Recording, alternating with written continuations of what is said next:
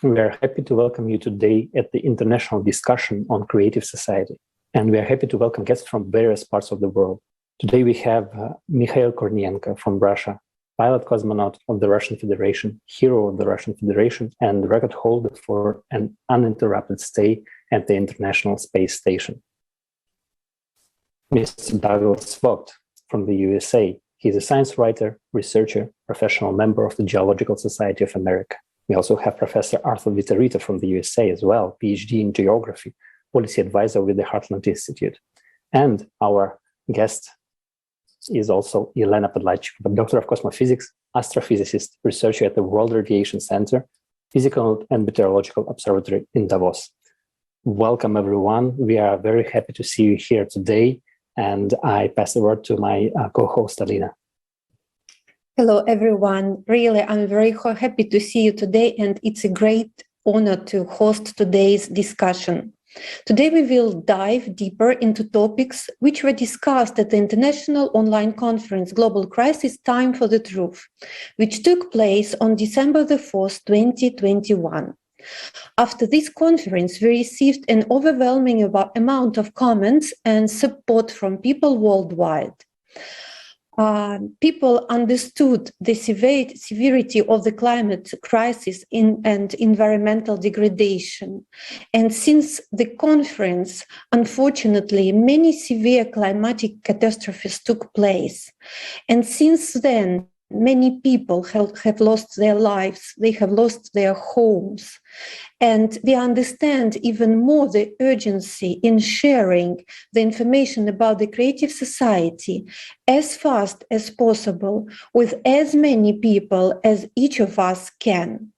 This is why we are continuing the research and we are continuing our action.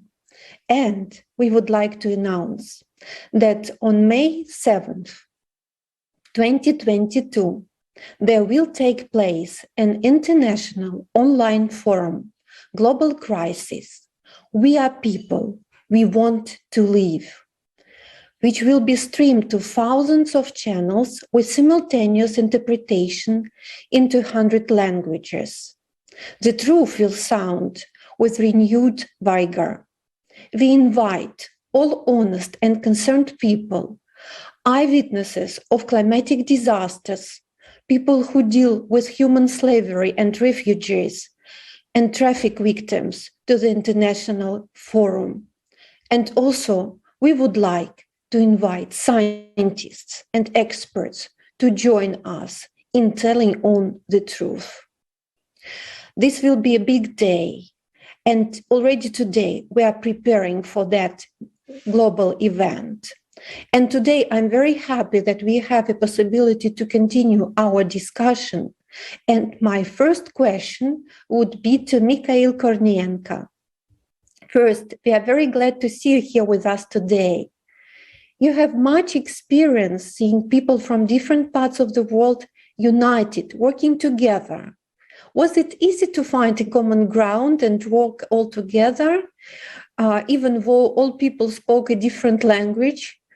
Or could you please share some positive examples and benefits of uniting potential of people from all around the world and working as one group, having one common goal?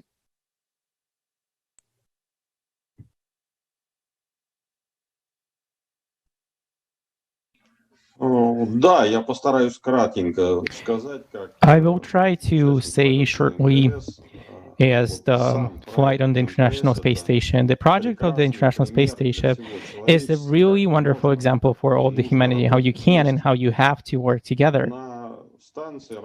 And on the station, there are 6 people constantly working, usually, which is the station crew. And this is both the US, American, Russian, Japanese, and Europeans. And we never had differences on the space station.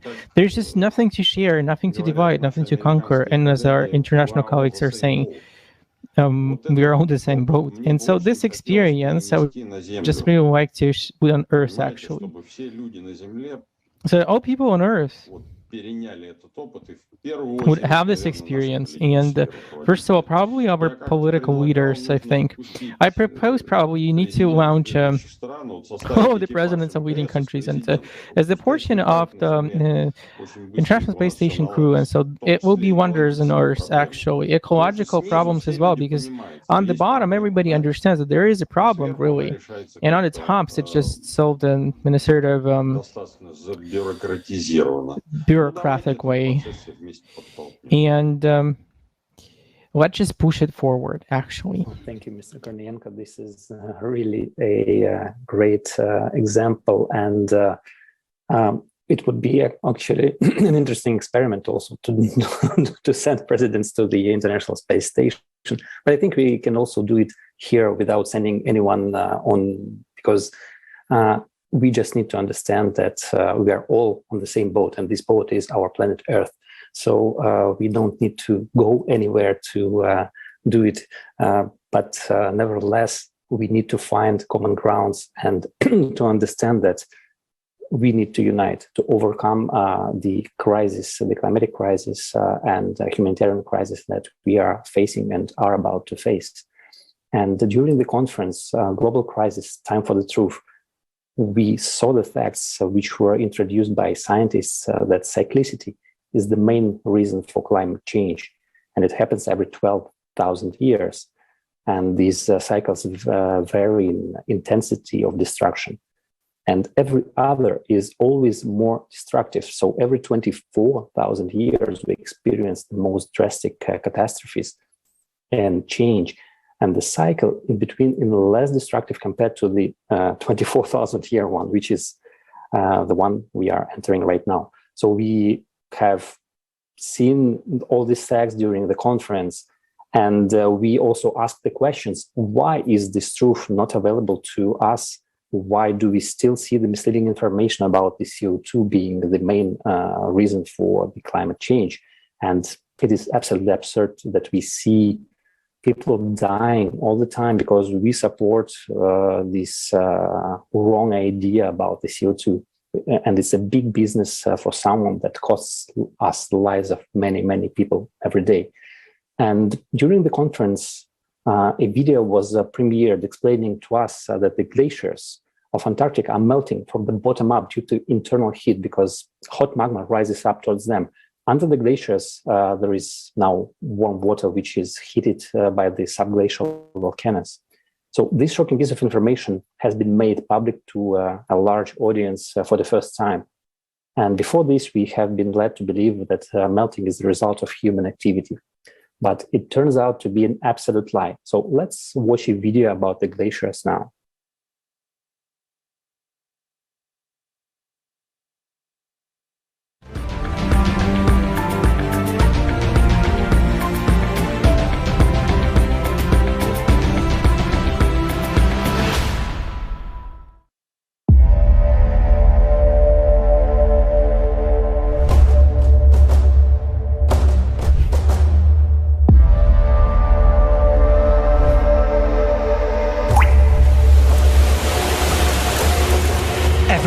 Has already heard that glaciers are melting catastrophically fast.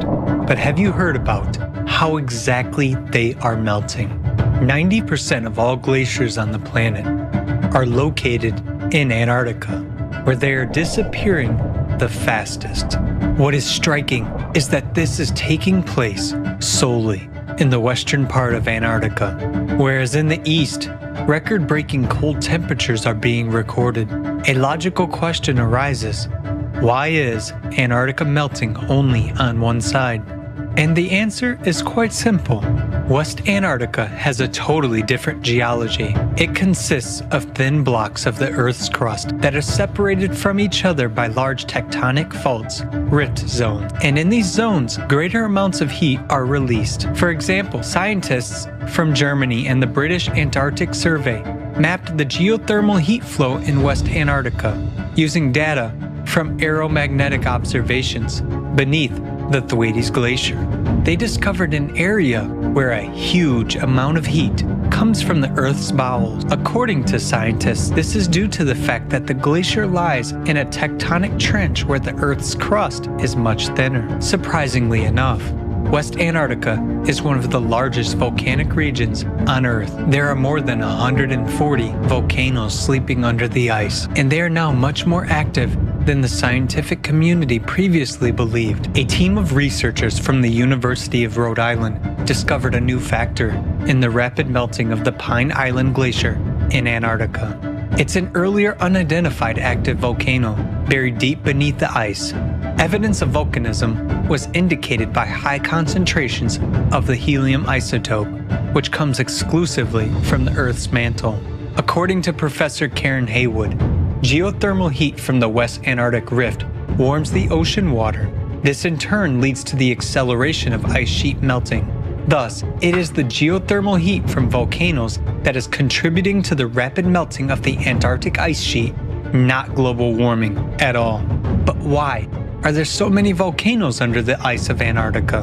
NASA experts have found out the reason based on data from NASA's IceSat and IceBridge satellites. They have concluded that under the surface of West Antarctica, there is a large mantle plume that is a flow of red-hot magma which rises and expands beneath the Earth's crust. According to the scientists' calculations, this area is warming with almost the same intensity as the Yellowstone supervolcano. The heat flux measures 150 milliwatts per square meter, reaching 180 in the rift areas. This is about 3 times as much heat as the adjacent rock layers receive. Thus, all indications are that glaciers in Antarctica are melting, not at all due to anthropogenic factors, but due to the volcanic heat. At the same time, the temperature of the Earth's crust is rising and parts of the territory are elevating abnormally. Why does the scientific community ignore the connection between all these phenomena? Equally intense ice melting is also taking place on another part of the planet, in Greenland. Research conducted in October 2020 showed that Greenland's ice is now melting faster than ever before in the past 12,000 years. In 2019 alone, Greenland's ice sheet lost 600 billion tons. It is also surprising that giant lakes appear under the surface of the glacier, which is actually 1.5 kilometers thick. As of today, we already know about 6 dozen subglacial lakes of Greenland. The temperature of the ice surrounding them is around minus 28 degrees Celsius. But these lakes do not freeze. Why? Several research groups of scientists joined in the effort to find an answer to this very question. They discovered the fact that under Greenland, just as under Antarctica, there is a mantle plume. Geothermal flows coming from its bowels cause formation of subglacial lakes and melting of glaciers. Using gravitational research, a team of American scientists led by Professor Ralph von Friese estimated the thickness of Greenland's crust. Active melting of glaciers has been observed in the northern part of the island, where the crust is thinner and an increased geothermal flow due to the rising mantle plume has been detected. Using seismic tomography data, scientists from an interdisciplinary team at the Schmidt Institute of Physics of the Earth saw that the flow of magma rises from the center of the core to the Earth's surface right beneath the central part of Greenland. This is where the largest number of subglacial lakes are located. The scientists have calculated the theoretical heat flux corresponding to this magma chamber and found that this heat is sufficient to warm the base of the glacier up to the melting point of the ice. These same results have been confirmed by similar studies using machine learning technology. It is obvious that the world's 2 largest glacial regions, Antarctica and Greenland, are melting because of increased geothermal flows coming from the interior of the planet. But what is intensifying them? Mantle plumes have been beneath the glaciers for millions of years, but it is today that their magma rises closer to the Earth's surface and causes increased heating of the Earth's crust from the inside.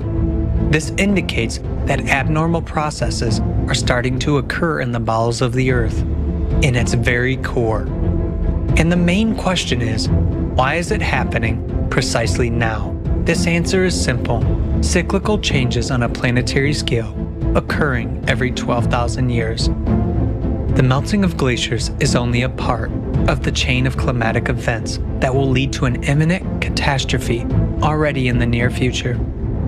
Today, it is extremely important to unite the entire world scientific community in order to thoroughly study the real causes of climate change and prevent a great tragedy.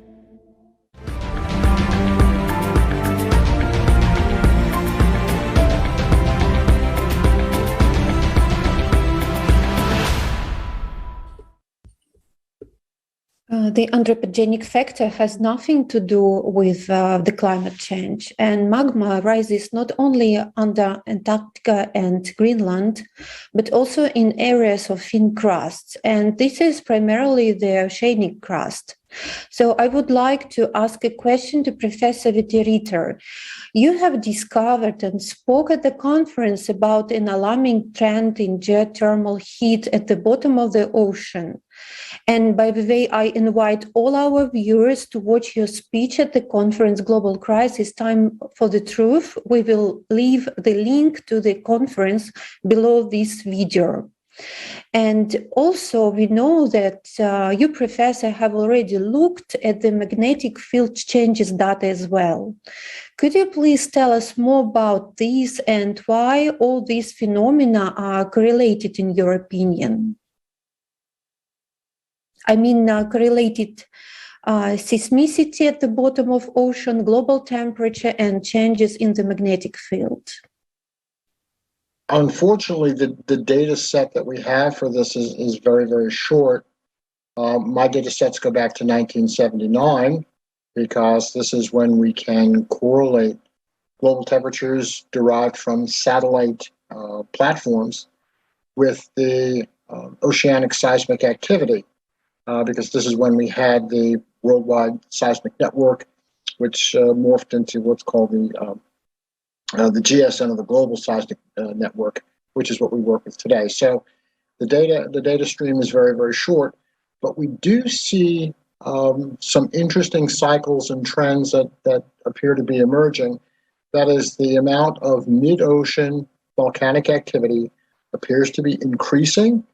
We had one large jump in 1995, which gave us a significant warming in terms of a global signal of about 0.4 of a degree Celsius, which has remained elevated since then. But we saw another jump back in 2014, which was a harbinger of the 2016 Super El Nino that we had. So we're beginning to see that mid-ocean seismic activity does have an impact on global temperatures. It also does appear to have an impact on global snow and ice cover, particularly in the Arctic region, because the Arctic region is underlain by the Arctic Ocean. The Arctic Ocean, of course, is fed by the Northern Atlantic Ocean, and we have the meridional overturning circulation feeding warm water into the Arctic. And we see that this has been amplified starting in 1995, so that we have a huge surge in oceanic heat. This is well documented in the literature. Beginning in 1995, we've seen a steady and significant decline in Arctic sea ice, also in land snow and ice. And as a result, we've seen rising temperatures, also accompanied by declining cloud cover in the Arctic region. All these systems seem to be highly linked. We're also seeing rapid shifts in the what's called the dipole. The geomagnetic North Pole jumped very, very suddenly, and it had its largest jump in recorded history, going back to I think it's 1591. In 1995, we had an enormous jump at the rate at which the dipole moves, because it's constantly shifting. And it actually doubled its rate of movement in the course of 1 year. This, of course, has implications for the strengthening and or the weakening of the magnetic field. And this, of course, could have dire impacts down the line if, in fact, the magnetic field does weaken. I think the data is inconclusive this far as to where the trend is going to go, if it's going to continue, but we continue to monitor this on a literally, in my work, on a literally day-to-day basis to see how these things are changing over time. We have documented significant change starting in 1979, the biggest change occurring in 1995, and we're seeing other changes, and we're trying to document these as we speak.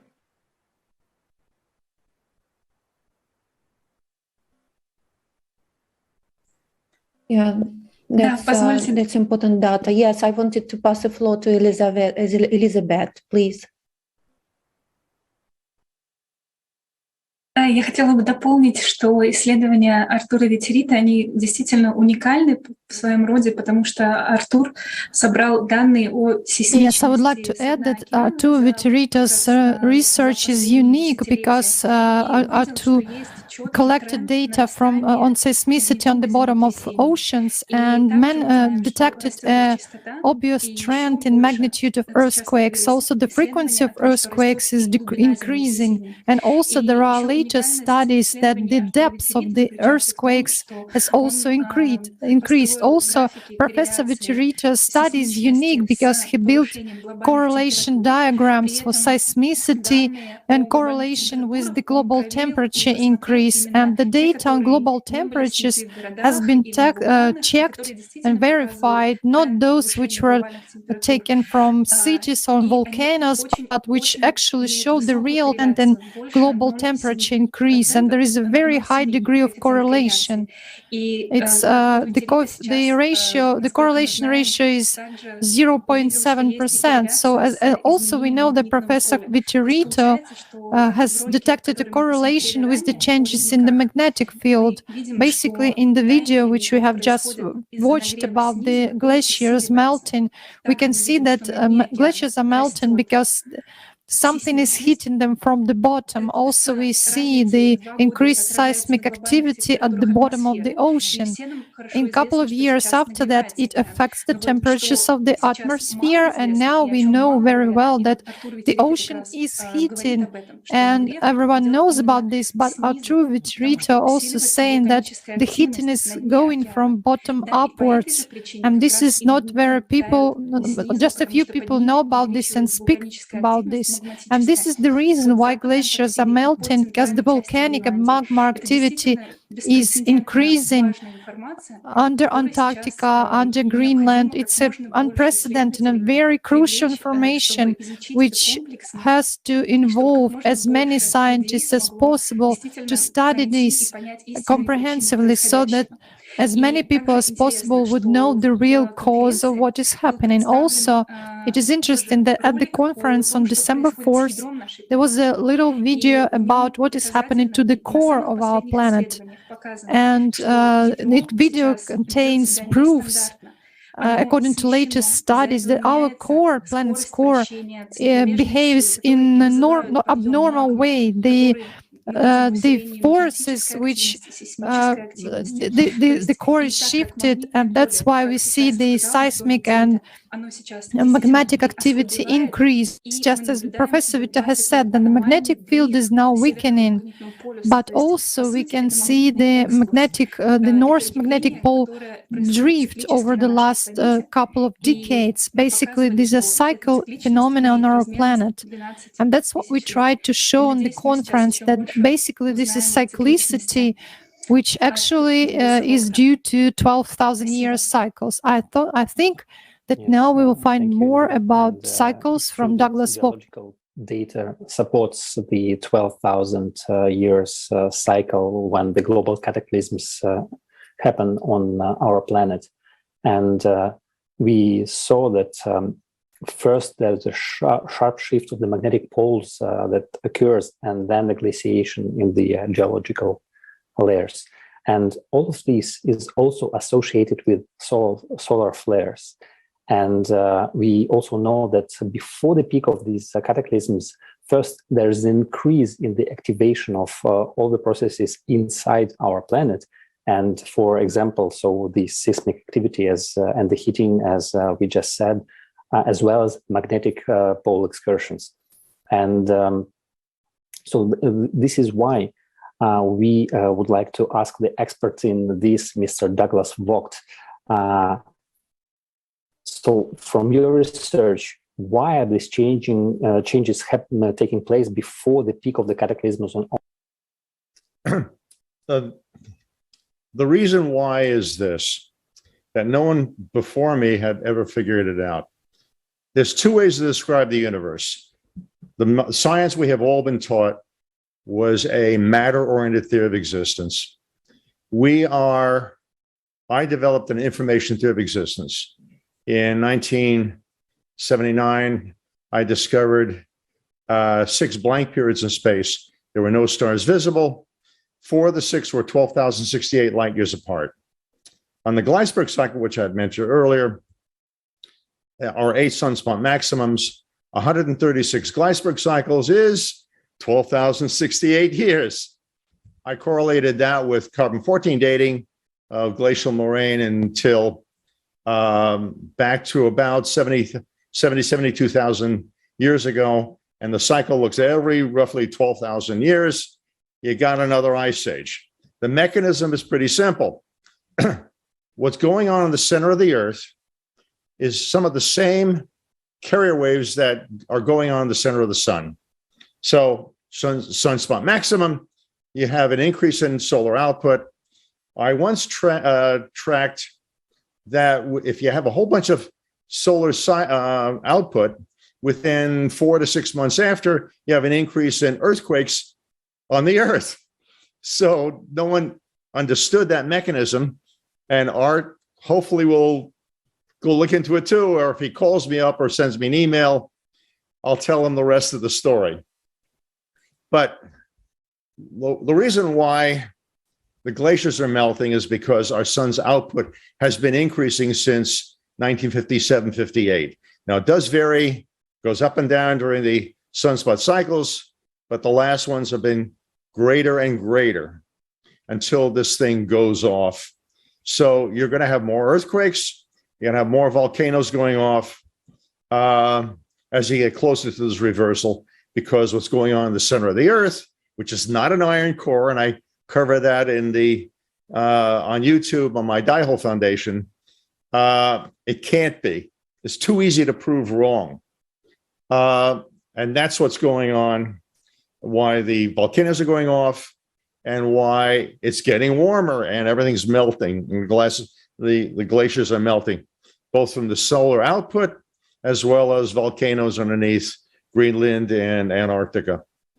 Art can tell you he's been studying the volcanoes in the ocean, and I think he'll probably tell you there's been an increase, but it does follow the same solar cycle pattern, but it's lags by about a year to maybe a year and a half. And that's it. We're dealing with the universe is the product of information. This 12,068 year cycle is a clock cycle. And that's what's going on. That's why no one ever figured it out. And it's because you have to have an information theory of existence to figure that part out. That's the mechanism.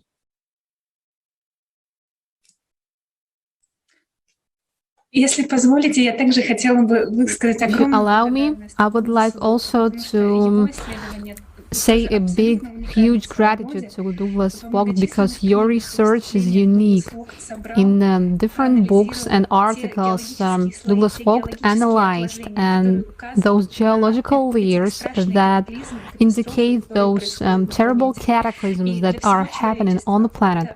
And for whole humanity, this is a huge gift that there are such people, such researchers who actually understand how serious it is, how this is a big threat to all of humanity. And despite that alone, he analyzed and gathered so much information that right now for us it's much easier to understand everything. And we are volunteers of Creative Society project.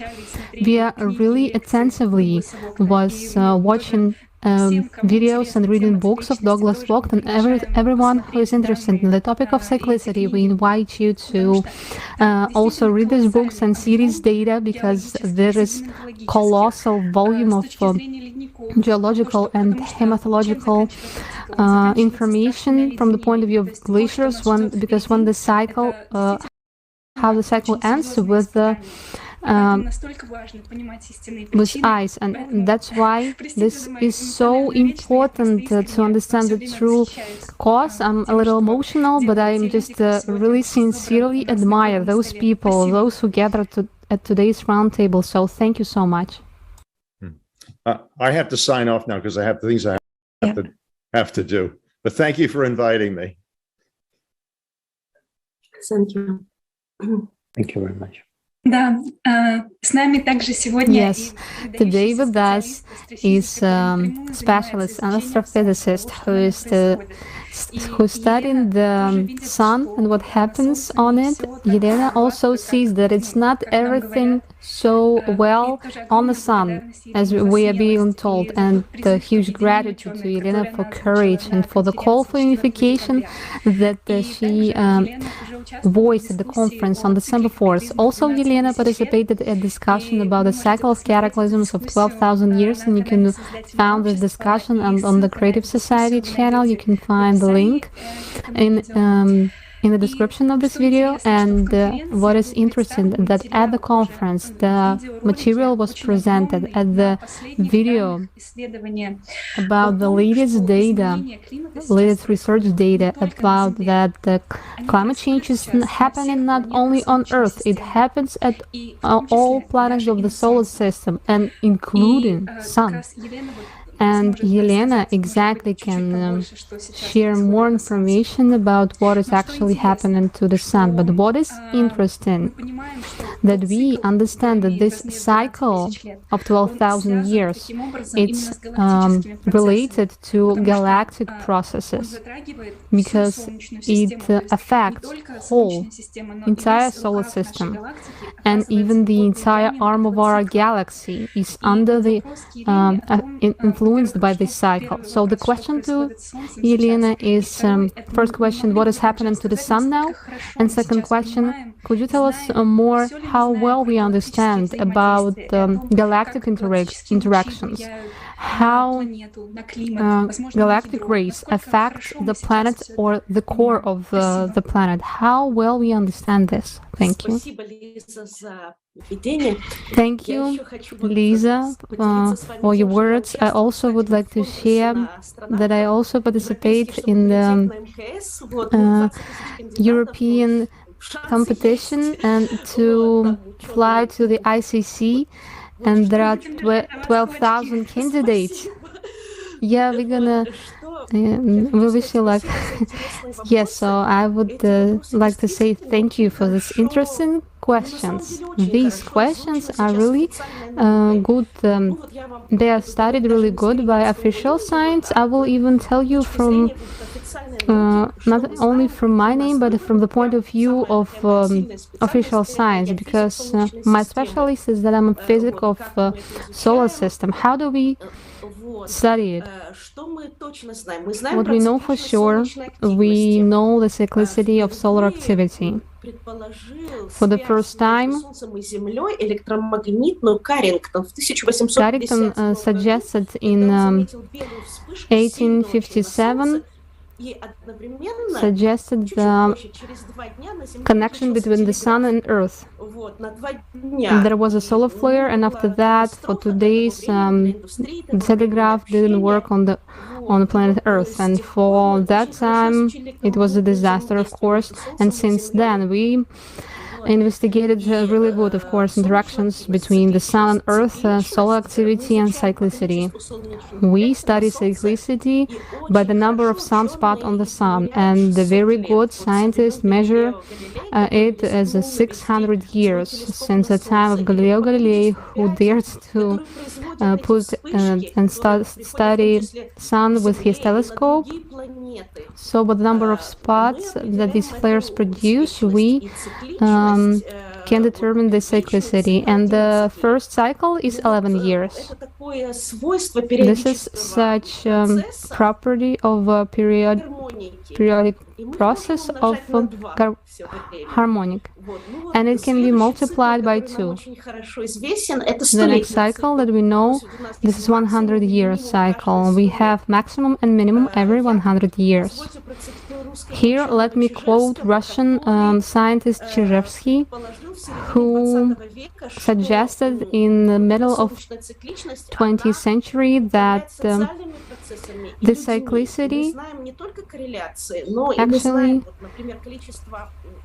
we know correlation, for example, of the heart attacks from the solar activity. We know the mechanisms. We have blood running through our veins, and we have electrons as well. And we are people as an electromagnetic system. We depend from the solar activity. We don't study this, as far as I know, the changes of the field, but we study the quick changes of magnetic field of the Earth. For example, we know that the flares give rise to geomagnetic storms, and temporary changes in magnetic field, and the human get used to living in variable magnetic field. For example, if for a long time there is no flares, sometimes all of us has such a feeling when you don't want to do anything, and nothing changes for a long period of time, but our alpha rhythms in the brain, they actually correspond to the rhythms of the Earth. This is also known as the Schumann resonance. We learned it in the institute. So regarding cyclicity, what we know for sure, correlation, 95% that we entered the period of great 200 years solar minimum, and this last 600 years are being studied very well. We know the minimum mountain and minimum Dalton. There have been such minimums, and historically during such periods occurred not really nice things. Okay, we are small human beings, but the sun is really huge, and it has huge gravity, huge electromagnetic field, and even small changes, even 1 degree in temperature, can cause the reaction in various processes on Earth. I don't want to quote, but probably I have to. For example, famine in Ireland. Everyone knows about it, when 4 million people died because there was no potato, just no crops of potato. It happened during previous 200-year minimum cycle. So maybe you remember the epidemic, plague epidemic. It was also during this minimum. Newton was also mentioned about it, and these are processes which is really hard to control. Now we have this progress, maybe we will be able to influence this, but this solar minimums are absolutely no. So we actually entered this period, and they are really small. They are not being generated by sun. What does it mean? That the magnetic field of the sun works like a top in general. There is generation of a magnetic field, and sun doesn't generate magnetic field right now, or generates less, and it will continue till 2045. Reduced magnetic field. It doesn't mean that it will be colder here, maybe it will be warmer here, because other mechanisms are being activated here. As Lisa mentioned, the mechanism of galactic and sun rays to the Earth are being activated. Protons and electrons, gamma radiation, it comes from the sun during strong solar flames. Also plasma clouds. Earth magnetosphere protects us from them, but sometimes they interrelate with the Earth magnetic field and they provoke the aurora. But there are also more strong radiation. These are the same charged particles, but they come with a more strong energy and they come from other stars. And when our sun generates really strong magnetic field during maximum, this magnetic field can shield these rays, but during the minimum, these rays are not being shielded. They penetrate the Earth's atmosphere, and when this particle, it generates cloud. They are being registered this year in those climatic zones where they wasn't observed usually before. And at the moment, for now, 10 years, these cosmic rays bombard the atmosphere of the Earth because magnetic field is not shield these rays, and it will continue to go on. During this technological process of the Earth, practically no one was studying this issue because there was no opportunity to study this rays. But right now, we already do, and we see that there are a lot of such cosmic rays. So what I would like to say that how much we know, astrophysicists, how much we know about other stars, how to say it better. We can choose axioms to investigate this. We know that this is time, this is space, but in general, let me quote Stephen Hawking or Zidovich, Russian scientists as well. They were talking to each other, and they were saying that yes, we observe the radiation of distant stars. It is true only if we agree what is space and time. But if we change the definition of time and space, which are completely different on the large distances, maybe we observe something completely different. We build a picture, but astrophysics evolving very quickly. We understood that the center of the galaxy actually is at the other place. It's actually much closer by 1/3 because tools have changed. We started to measure it more precisely. We started to account curvature of the space, which we didn't take into account before. Maybe the gravitational force on a large distance, taking into account the curvature of the space, perhaps the light works different. And when we come to these issues, we are like children. We know not much information. For example, black holes wasn't studied before really much. What do we know about black holes? That it attracts everything to itself. This is really heavy field. Stephen Hawking actually studied the issue of radiation of the black hole and rotation of black holes. In general, our galaxies and other galaxies, they are full of sources of laser radiation. It's maser radiation. It's almost like laser. There are molecular clouds, and they may be coherent. We always find new facts which are not fitting to our understanding of the world. Probably that's it, dear friends.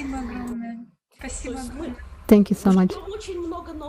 We are waiting for huge discoveries because we have many new discoveries. We have many facts which are not fitting into our understanding. Thank you so much, Elena. This is really interesting, everything what you've shared, and thank you for your honest answer. We as a humanity still yet to discover a lot of things, and I would like to pay attention to this coincidence, what is actually going on here right now, at these days. On the one hand, we see activation of the geodynamic of the planet. We see increase in seismic activity, changes in the core, the heat that comes from the bubbles of the Earth, and at the same time we see that there is solar minimum on the Sun. It is anomaly long, and at the same time magnetic field doesn't protect us from the space radiation. And right now, when we communicate with you, there is an increased flow of galactic radiation from space to the Earth, and that Elena was talking about this in the last discussion as well. This is really dangerous phenomena, and we don't know much about it, and we don't understand much about it. But what is interesting for me as a geologist, when we consider these processes at the same time, that by some amazing coincidence, there is something that affects the core of our planet, that it starts to shift dramatically. Crystallization takes place. New layers takes place, which the physics are observing. There is third core, third layer in our core, and it feels like something really strong on a molecular level actually affects us, probably something that we don't know yet. These processes that's happening from the inside out, they happening on many planets of the planet, and you can watch more information on the conference. This is exactly the changes that they take place because of the heating from inside out on other planets as well. And together with physicists, astrophysicists, volcanologists, and all the specialists, we should sit at one table with all the people who understand that serious changes take place on Earth, and we need to understand what is really happening, because we need to know what we can do to the situation. And of course, when we talk about anthropogenic factor as political or economical instrument, this looks very ridiculous when the cataclysms are growing stronger and stronger, and according to all trends, we don't have much time at all. Thank you so much. Thank you, everyone, for your opinion. And for first of all, I would like to thank everyone that you are here today, because this is the unprecedented example how honest and open people, scientists and specialists, can unite independently and start discussion the topics which are crucial and important to every person living on this planet today, because we all understand that climate change is the most dangerous enemy we have ever faced together as humanity. And definitely now it's time for scientific solutions and for their practical applications. And this climate impact, we are already experiencing it now. Just imagine how many of us will survive if we have no countermeasures against this most dangerous enemy. And talking about the mainstream scientists, we always ask these questions. What are they doing right now? Where are they? Who do they work for? Why don't they understand that the countdown for all of us has already begun? And we are losing precious time with every second that passes. And this is why I would like to ask you, Mr. Kornienko, please share your opinion about the importance of union between scientists driven by the same goal to find a scientific solution to how we can survive through the period of the dramatic climatic crisis.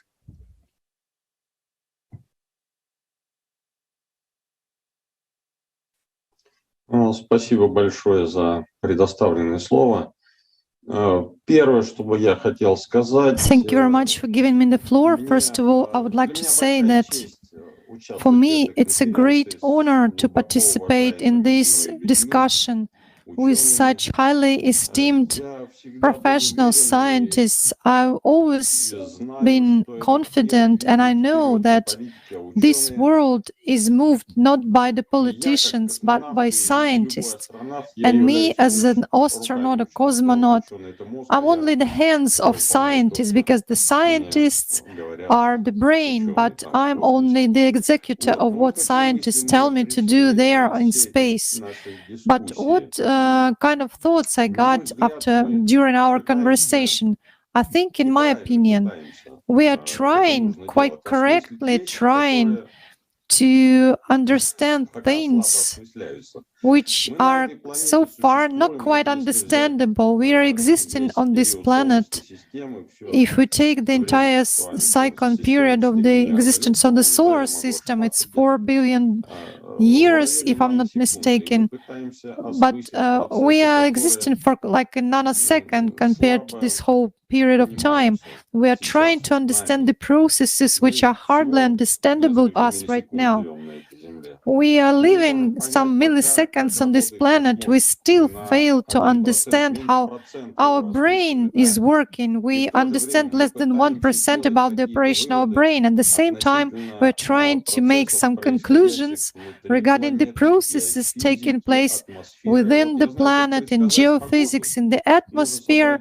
I know that in order to forecast weather, you need to collect data from every square kilometer of our Earth, but we cannot do this either, and we still have only 60% of the weather forecast. So I would like to call everyone. I see the disaster which we are creating. I saw it from the orbit myself. This disaster is flowing in the ocean, in the Pacific Ocean, and the size of this plastic patch is like California, and we have so many sites of disaster right now on the planet, and this is what we can cope with. We can fight it, but we cannot cope with the changes in the Earth's core in place. Just like the weather things, and we need to clean our planet. That's the problem, because we will have nothing to breathe with. We've made a big garbage dump from the Africa. It's the same as you would take your kitchen and put the garbage in the kitchen and feel like you're okay in the living room, in the neighboring room. That's wrong, and we need to do something about it. So I call you to focus your attention and efforts on that. Although, of course, a lot depends on politicians. But aside from the green agenda, nothing is being done. If you are so active with green agenda, please invest money into cleaning the Pacific Ocean. But soon we will have nowhere to sail, and fish will have no place to live. These like spontaneous thoughts on my side, but I think you will understand me correctly. Thank you very much for your attention. Of course. Thank you so much, Mikhail Borisovich. You said it precisely, that we actually polluted our planet completely. And what is worse, that in the format of society where we live, where the main value is money, in a consumer society, ecological measures are not profitable. For big business, for small business, it will never be profitable, because the goals and objectives of a consumer society is to earn money. That's why ecological issues in the format where we live, they will only grow and get worse. That's why we need to change the format of society. That's why we need creative society. The same reason, the value of human life. it's not appreciated. And many people have become climate refugees. Large number of people died from the cataclysm. Creative Society volunteers. We create multiple projects and monitor climatic events. We cover breaking news about climate from all over the world. So we see where it goes. We take interviews with scientists from all over the world. And we see that in the same consumer type of society, only the theory of CO2 are being sold and the anthropogenic factor. But honest scientists who sees this trend, including those who are present with us today, they don't receive funding and they don't have printing of the articles. And exactly that's why we implement the Creative Society project, because only within the framework of this Creative Society project, unification of scientists is possible for the sake of not a single person to suffer on the planet Earth. During this time, when the cataclysms are growing, and we already have these technologies to predict the cataclysms, we have the supercomputers, we have modern robotization systems in order to evacuate people, but no one does that. Exactly, that's why it's so important to understand the true reasons of what is going on and understand what we are capable of if we unite our efforts towards a common goal, a creative society. Thank you so much. Here I would like to add for our viewers also, what is the project Creative Society? Actually, the goal of this project is to unite all people in the world to build a society where the main value is human life. And the goal of society is to ensure and guarantee, I repeat it, to ensure and guarantee the value of everyone's life. And this is an absolutely independent platform there we people unite, we mobilize, we act independently, and we have no affiliation to any political or economic organizations. We are simple people who want to live in a world which will be prosperous and safe for everyone. And I know that all our guests today are people who share the same goal. We all want to live in the world where people are protected, where we really value human life. But I would like to ask you, dear guests, today, please share your opinion how we can spread the information that such platform already exists, there you can unite, there we can, as mankind, in the shortest time, come to the global world dialogue.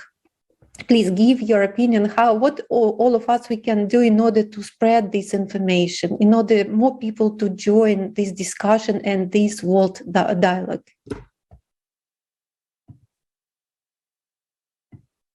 I think you've got a very good head start in that you are bringing a lot of people together to enter into the discussion. Thank you very much. Sorry. You're good.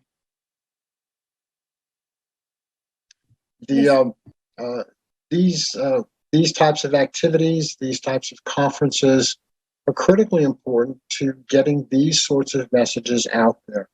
And I think the key messages have to be the following. First of all, the science has to be dispassionate. It has to have as its ultimate goal the seeking of the truth. We need to know what the truth is.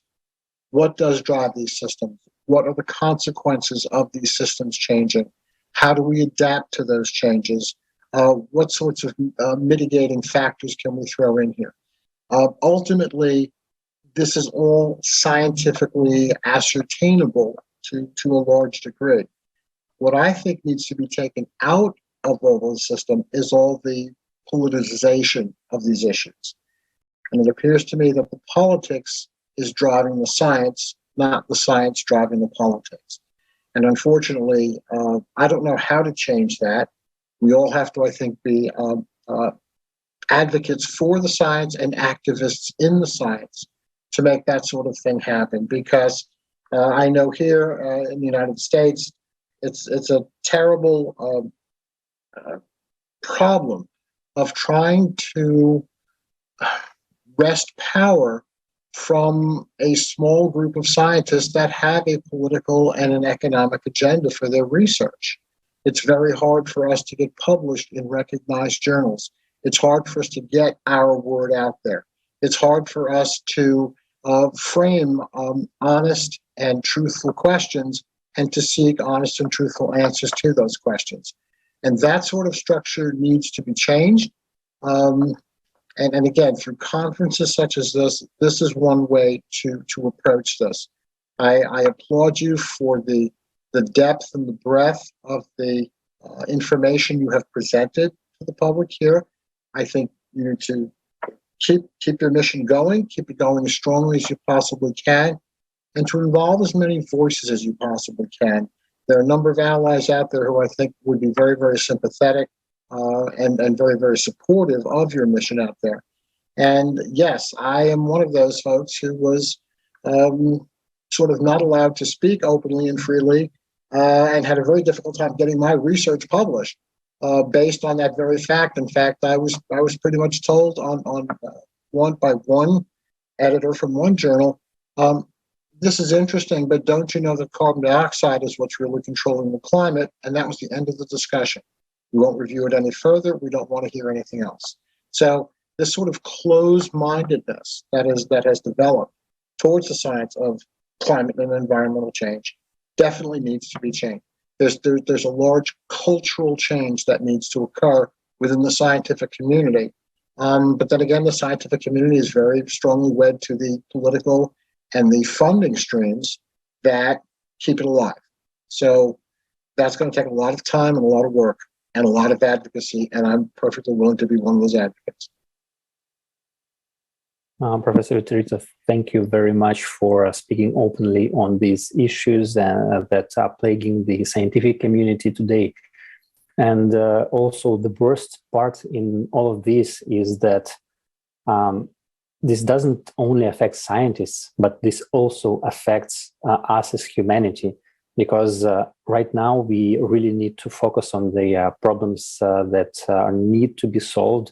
And it is true that if we take out politics, money, and personal interests out of the equation here and put saving human lives as being the ultimate goal, only then we will be able to redirect the scientific potential to what is really needed by the society today, by us as humanity. And thanks again for openly exposing these things that no one wants you to tell the truth.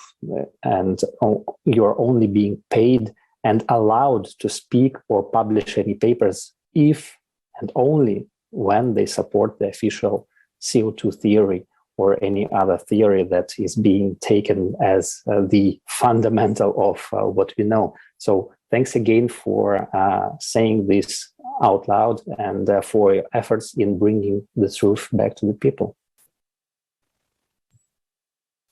Awesome. Thank you, Alexei. And also, I would like to say that today discussion is unique because also we were lucky to invite and that you participated specialists from different spheres.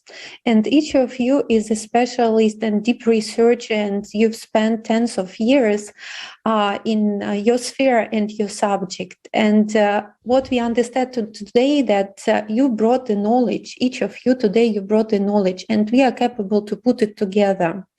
So I would like again to appeal to this main goal. And Elena, I wanted to ask you what can be done today and how important it is to call all scientific world together to this open world discussion. The importance of this unity is obvious, even based on today's example of our round table, our discussion. But let's discuss what we can do together to call for all scientists and to bring them together.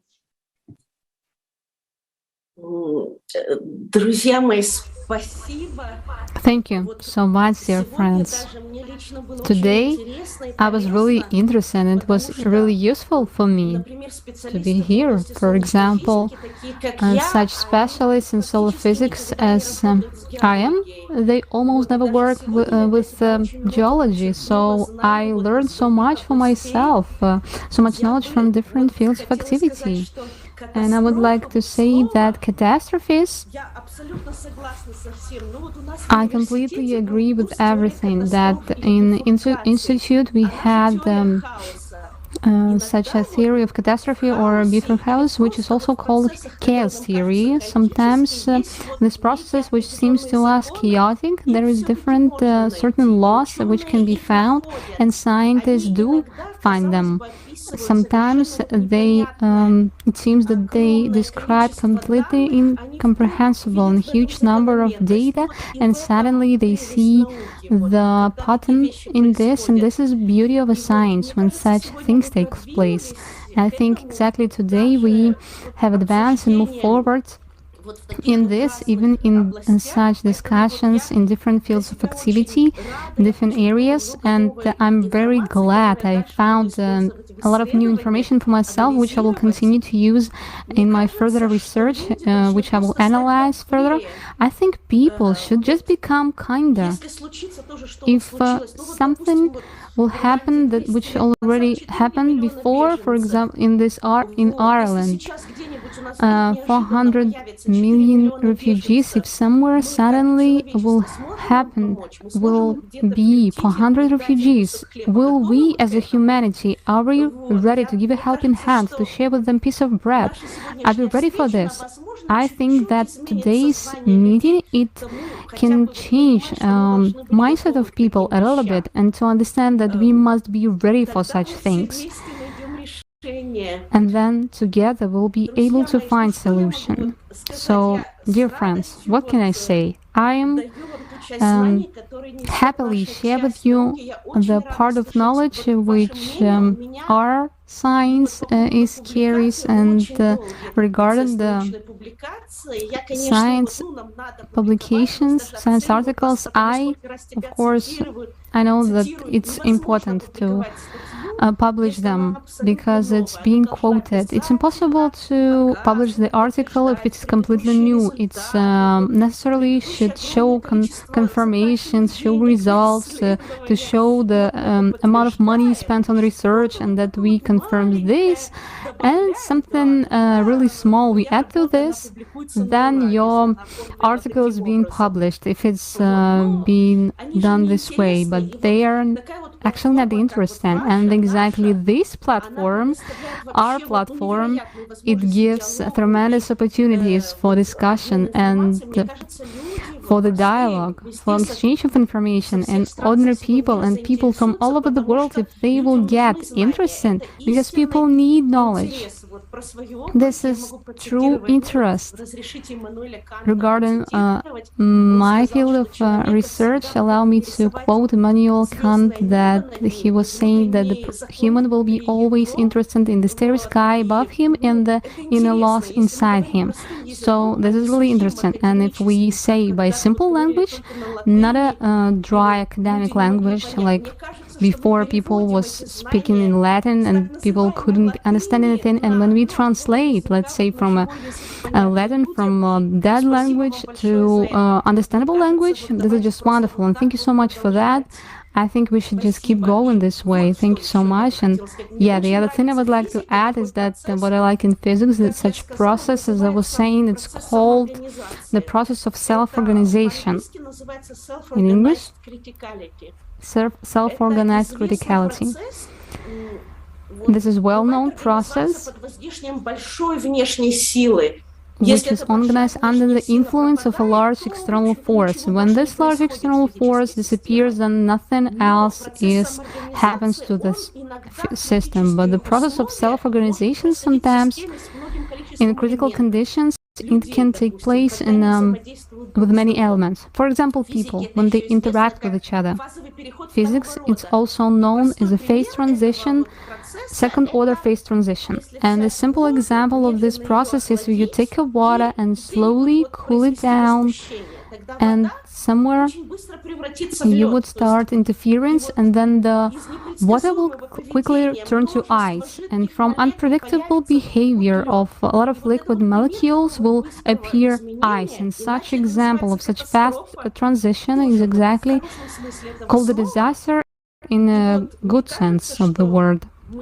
It seems to me that we, people, we can self-organize like this by exactly this process of self-organizing criticality. When we have these critical conditions, or there are critical temperatures, when we interact with each other, for example, I will share about this meeting with my 3 friends scientists, and they will share with someone else, and exactly this process will take place, which will lead us to another better world.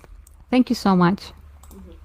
Thank you. Yes, as it was mentioned at the conference, Global Crisis Time for the Truth, the biggest catastrophe of humanity is that we lose our possibility to feel compassion to other people, and this is the main catastrophe. And creative society is all about really evolving as humans, those who have soul, who have compassion, who have love, who are capable to care about each other. And it's a society in which we can live being true humans, really without hiding the truth from each other, without being thriving only for money. We want to live as people, and the science in the creative society has enormous potential and no borders to develop. And this inspires me always a lot, because I think we cannot even imagine how the level of scientific researches we can achieve altogether if really we change the way of thinking from the consumeristic towards creative society. And really, thank you so much for being with us today. And today's conference, today's open discussion showed that dialogue is possible. We can unite from different countries. We have different time now, and even different languages is not an obstacle to achieve this global dialogue. Again, I would like to pay attention to our viewers. Please watch Creative Society TV and our climate monitoring videos, because we show every day what is happening on our planet. And this helps to have the truthful and really actual understanding of what is happening on our planet and how it affects everyone. And we are preparing for the global forum, which will take place on the 7th of May 2022. And I would like to pass the floor to Alexei so that he could share more about this upcoming event. Well, thank you, Elena. And maybe just before we go to this last part, maybe Professor Viterito, you want to add also something to those who are watching us today?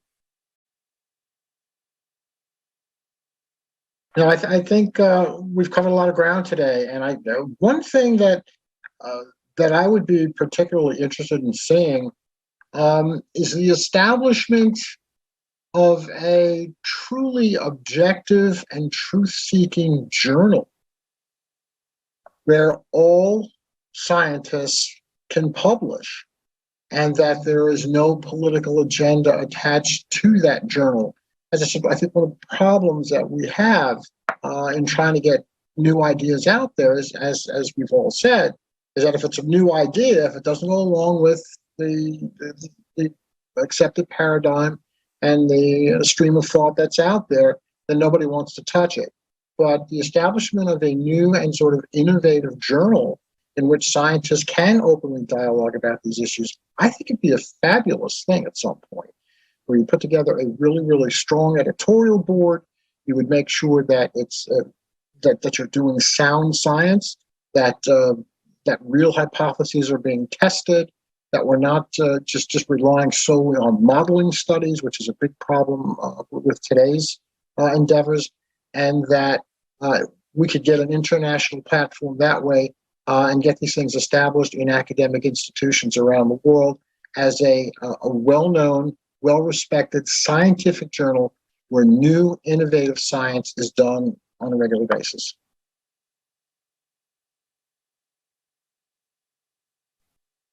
Yeah, good idea. It's a huge problem of trying to, as you know, to get new ideas published. And in fact, one of the bad jokes here is it's not the journals today aren't what we call peer review. It's pal review, as in your friends review your articles, and it's a very, very closed circle. And you get a lot of what Orwell called groupthink. And groupthink is very, very dangerous in the scientific community because I've always said that questioning science is science. And I think we need to get back to that.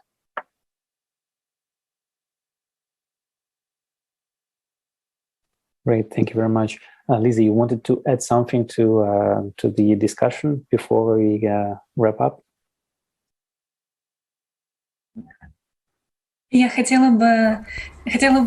would like to thank everyone, all the experts and scientists who are present here today, our dear speakers, for the support, for the voiced truth, and to say that if you are watching the discussion right now and you also this information resonates with you, you are also interested in getting to the bottom of the truth. You want to understand more what is happening to our planet, our solar system, what is the cycle, and you want to really become a hero who will save all of humanity, join us. If you are research scientist, specialist, and if you're an ordinary person who are just interested, just join us in the Project Creative Society. There will be formed a platform for honest scientists to unite and voice the truth to the whole world in 100 languages. And on the global forum, which will take place on the May 7th, we already see the results of this unification. Thank you so much. Thank you very much. Thank you. And I would also like to thank everyone, participants, and our dear viewers. Thanks for being here with us today.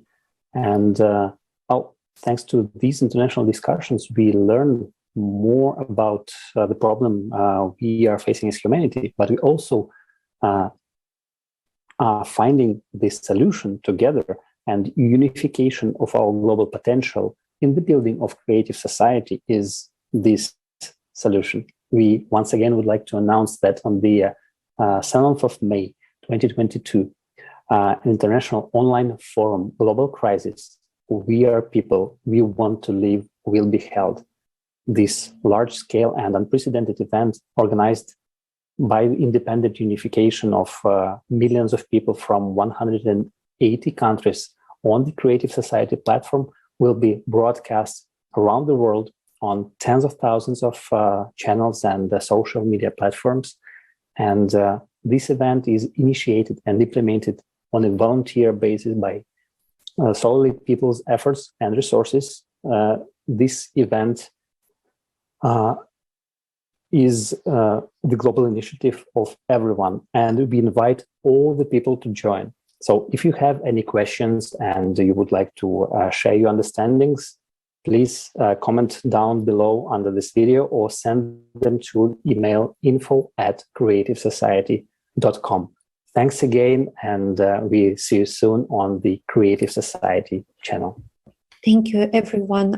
And please, if you feel you have to say something to this world, get connected with us, because this is a time when we need each and every one of you. And this is a time when only together we can overcome all crises we are facing today. We cannot neglect they are existing. And I think it's time then we should speak honestly and truthfully. And every human life which is lost until we are uniting, until we are not acting, is a responsibility of everyone. It's our life, it's our future, it's our evolving, it's our children. So let's act together, and together we can do a lot. So let's watch the video.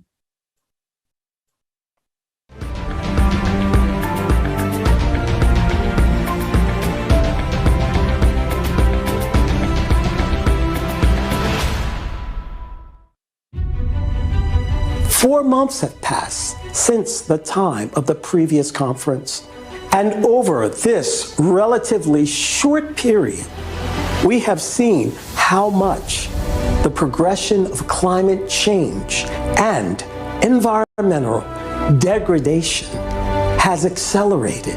It's important not to remain silent, because this survival of all humanity is at stake. It is time for the truth. We are now in a world where every single day, somewhere in the world, a climate extreme event is going to take place that will break the world record of that particular place. The European floods this summer, or the Western North America heat wave this summer. Both of those extreme events were due to the jet stream reacting in very unusual ways, in ways that climate models did not predict would happen. When I'm out in the field, I always hear people say that I never thought it would happen to me, and they're always surprised. Can you imagine how devastated you would be if you lost everything that you owned? If you watched the people around you, the people that you love, struggle and suffer or even die? We have to understand we're one people on one planet, and it's up to us together to solve these problems. We cannot leave it to our leaders. The leaders have shown that they are not up to the task. The leaders think of themselves as leaders of their own country. They don't care about the rest of the world. The problem right now is we've all surrendered a certain amount of our power to centralized authority, and they're trying to use that to take over everything. And they've been using this excuse of anthropogenic global warming in order to try to consolidate their wealth and control. So we've got to just completely abandon and expose that. The discussion about the climate is narrowed down to the reduction of CO2 and global warming gases. And I think the problem is much broader than that. There's a widespread belief that climate change is a result of human activity. This is reflected in the 5th and the 6th report of the Intergovernmental Panel on Climate Change. But these beliefs are wrong. The world's governments, through the UN, formed the UN Framework Convention on Climate Change. Now, you would think that would be studying climate change, but they specified that you study the human causes of climate change. So they ruled out all natural factors. They said, no, we're not going to study whether the sun plays a role. We're not going to study whether volcanoes play a role. We're not going to study whether ocean current shifts play a role. And we really don't understand clouds, so we're not going to count them much. What we're going to study is human CO2 emissions, because that's what we can get a handle on. That's not the way science is supposed to work. Anthropogenic global warming is a grandiose scientific scam of the 20th century. Green energy is not green at all. And wind power is not green because wind farms require enormous amounts of concrete and metal to construct, disturb wildlife, harm human health with noise pollution, kill hundreds of thousands of birds each year, pollute our air and water supply. We pay high prices for something that will never meet our needs. We need to build a humanity that lives like a beehive, and we have to build a society that puts human life first. If we combine our scientific, technological, and intellectual resources, we can solve the problem of climate change. If we fail, we face the real possibility that if we don't get our act together and start preparing for this cataclysm, we face the very real possibility of extinguishing human life on the Earth.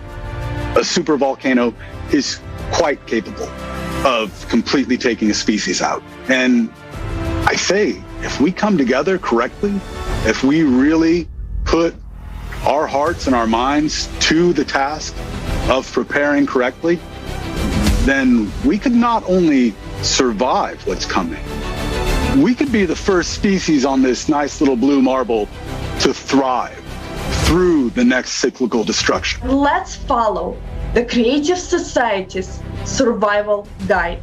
The 3 easy steps. Learn more, spread information, and unite to build a creative society. After all, this world is given to all mankind with only one purpose: to live and be healthy, happy, to create and not to destroy. The Creative Society is a project of everyone. We do not collect any donations or funds that disappear in the deep pockets. Instead, each person acts in their abilities and uses resources they already have. It is your opportunity to be a part of the solution and live out your superhero potential.